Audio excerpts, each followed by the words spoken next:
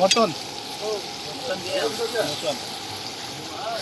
आलू मटन बनाएगा, प्याज मटन 1 किलो और प्याज 1 किलो लगेगा। बहुत टेस्ट होगा। बहुत बढ़िया। ये मास्टर है, बहुत मास्टर। बढ़िया होगा। हम तो बिल्कुल नहीं जानता। देखो देखो ये है मास्टर है। मटन का बनाने का तरीका कैसा है। और रंग है तो और इस तरह भी दिखाओ। मटन वाला है। ये भी मिलाई करने वाला है। ये भी मटन मास्टर है। ये भी मास्टर ये कच्चा तेल का डाल रहा है। ये कच्चा तेल वाला का किस्म किस्म का स्टाइल है। अच्छा है अच्छा तो अच्छा है, ठीक है।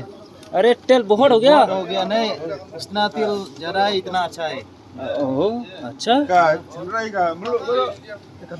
nang chat ne tu ne nang chat ne kagas pikai nang chat dokha Oh, nang saja ada kalau dikhana देखो तो भूख हो गया दोखा का साथ फिर भी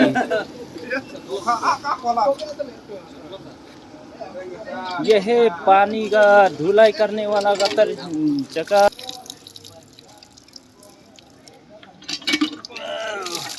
पानी भी हाँ बढ़िया।